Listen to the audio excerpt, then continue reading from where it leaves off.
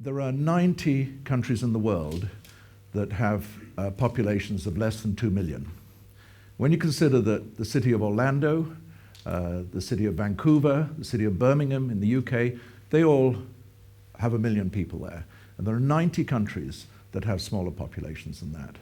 And of those, 50 of them, if you add them all together, add all the populations together, they would all fit into any one of those cities. So added together, their populations are less than 2 million. These are very, very small places. Half of those 90 countries are members of the United Nations. Now, the Isle of Man is, of course, a small country with a population of 78,000. The GDP of the Isle of Man is 4 billion.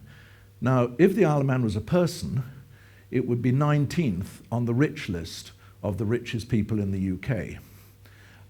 Tonga, for example, which has a GDP of $500 million, would be 236th in the rich list. In other words, there are 235 people in England who have more money than the country of Tonga. Now, that gives a bit of a sense of size. Another way of looking at it is size in terms of area.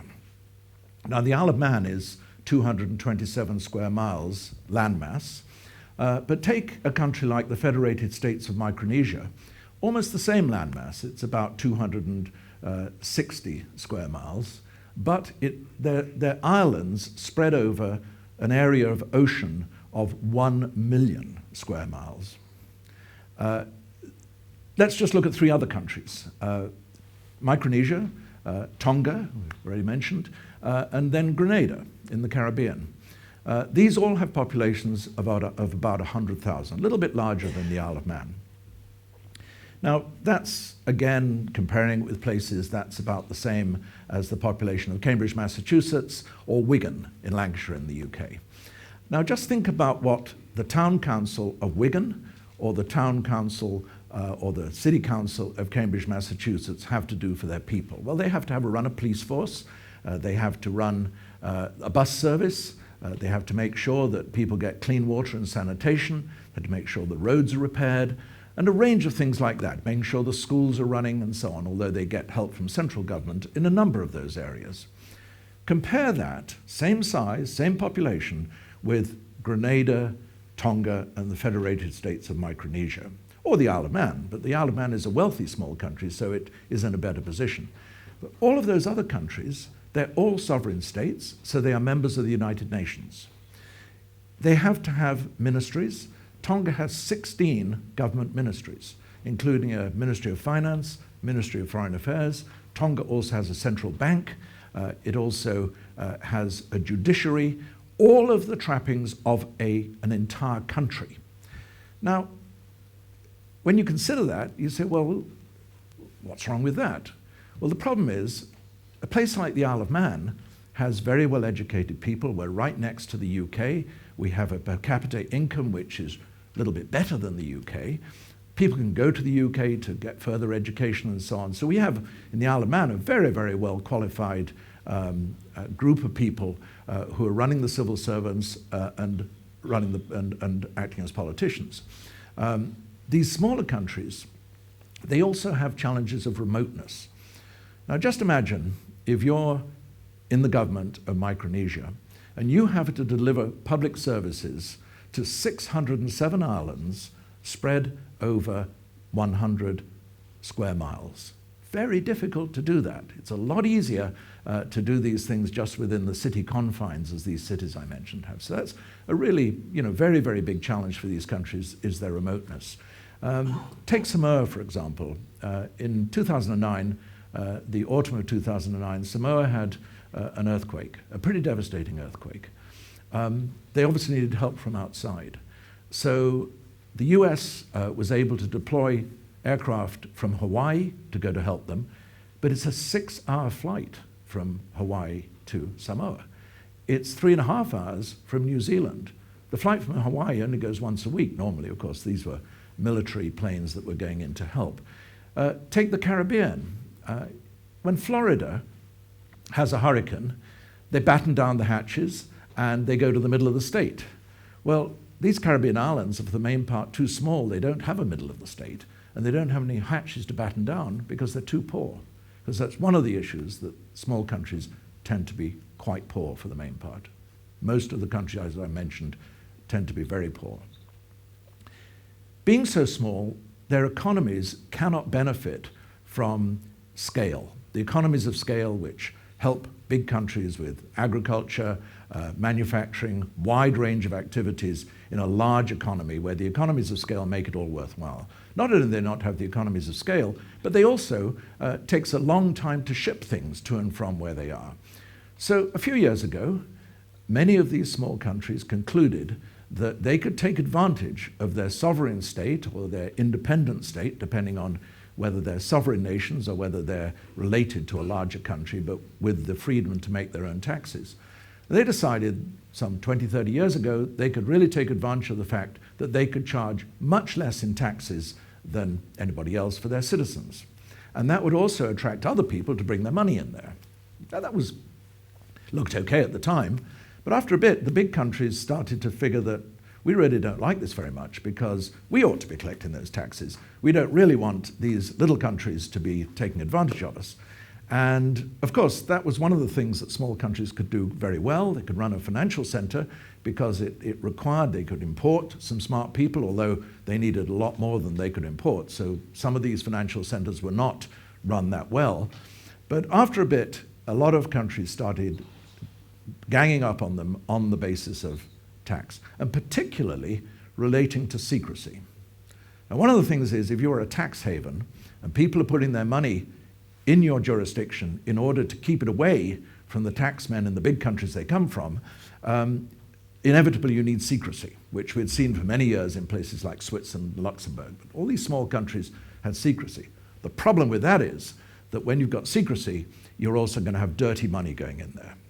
And there is a lot of money that are the proceeds of crime, proceeds of drugs, money from kleptocrats, dictators of countries, in many countries in the world, quite a few of them in Africa, which have had very elaborate trusts set up. They've gone out and bought the best money laundering consultants that money can buy. Yes, you can hire money laundering consultants. You won't find them in the yellow pages, but they're there, and they charge a lot of money for teaching you how to hide your money. So that's something that I think we all agree that we want to stop. So therefore, moving away from secrecy is something that's absolutely essential. And in the most recent few years, the big countries have really, since the financial crisis, they saw the small countries as scapegoats they could go after in order to stop dirty money moving around, but also to stop the dirty money and to have openness and good anti-money laundering and transparency. It also means that they need to be transparent on tax. So places like the Isle of Man have moved there. The other countries are all going to have to do that in the future. They don't really have any choice. Now, there are nevertheless still some very considerable opportunities for small countries. Take a place like the Isle of Man, which for years now has had a very active ship registry. It's had aircraft registry. Films are made in the Isle of Man. It's a crucible for some inventions that end up being manufactured somewhere else often, and some are manufactured in the Isle of Man. And so the Isle of Man has formed a certain number of niches on value-added tax and other things. It's an entry point to the European Union. Take a country like Bermuda. Bermuda has done a brilliant job on captive insurance. They're the best in the world. Their regulators know more about captive insurance than anyone else in the world. So Bermuda has really carved out a niche for itself. And small countries don't have a lot of choices. And in fact, life is going to be very difficult for them going forward because various organizations like the Financial Action Task Force, the Financial Stability Board, and various other bodies driven by the G20 and others are telling them, you've got to change the way you do things or we'll put you on a blacklist. Nobody will want to do any business with you. Well, the problem is they don't have a lot of capacity to comply with all of the new rules that the large countries are imposing on them. And what's sad is that the large countries haven't actually been very helpful in this. They've not said to the World Bank and the IMF, of which most of these countries are members, look, these countries are having to face a lot of challenges. They don't have terribly well qualified people. Couldn't you help them? And there has not been really much of that sort of effort there. There are other niches they can take. For instance, Grenada that I mentioned has one of the best medical schools in the Western Hemisphere. So American students go there and learn how to become doctors. They go back to the States and the qualification is as good as an American qualification.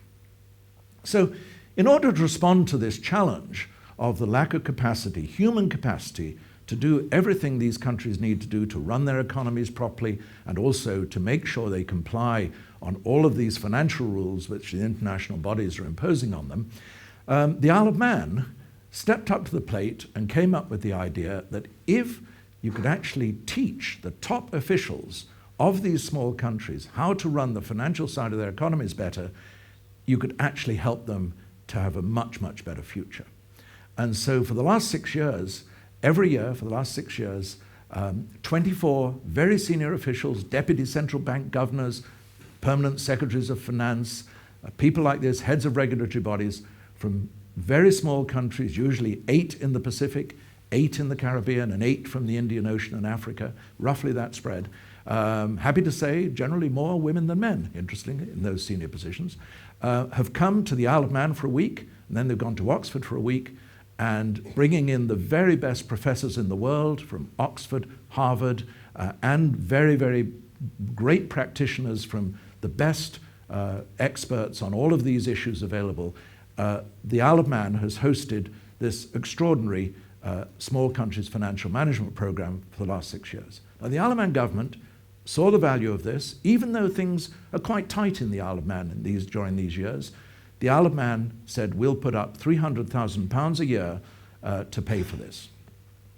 So having done that, we went round looking for more money.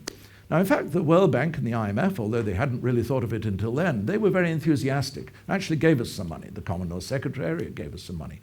But going to other big countries, we found there was a lot of resistance. Now, take a country like Canada. Canada actually is good at helping small countries. Canada's foreign aid program is worth $4 billion a year, £4 billion a year. It's exactly the same as the Isle of Man's GDP. That's how much they spend on foreign aid. The UK spends 3 times that amount. But Canada has generally been supportive, but most of their money is allocated, so they can't really hand it over very easily. Other countries, some other very rich small countries, particularly in the Middle East, we've asked them, and there's been resistance. They don't really want to help. But this program is making a massive difference. These countries are running their economies very differently than they did before. In a way, the most worrisome response I got in going around talking to these countries was from a country which has a natural link to the Isle of Man through the Vikings. That's Norway. Norway's a good country. They do things well, they run their economy well, and they're also really dead set against tax evasion, dead set against dirty money moving around the world. So I went to them, and I went there about 6 times to Oslo. And each time they said, you must come back because I think we can find a way. The last time I went there, they said, we've thought about this very hard. We'd like to find a way to help this initiative, but we can't really put out a press release to the Norwegian public saying that we are supporting our foreign aid money, our taxpayers' money, is supporting tropical paradises. So I'm afraid we really can't help. And that really, really was a very disheartening response. Because if you go to these countries, sure, many of them are tropical paradises, but you get off the beaten track. You get your taxi to take you into the shanty towns. You get out and walk. You see people living in great, great poverty. Some of these are the very, very poorest countries in the world. And to dismiss them as not being appropriate for a press release for the Norwegian public is really sad. So the thought I want to leave you with is that these countries need help, but they want to help themselves.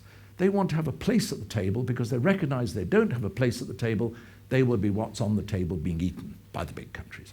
So let's find a way to get wealthier small countries to get together, to come up with the money to help these sorts of initiatives, to help small countries to help themselves.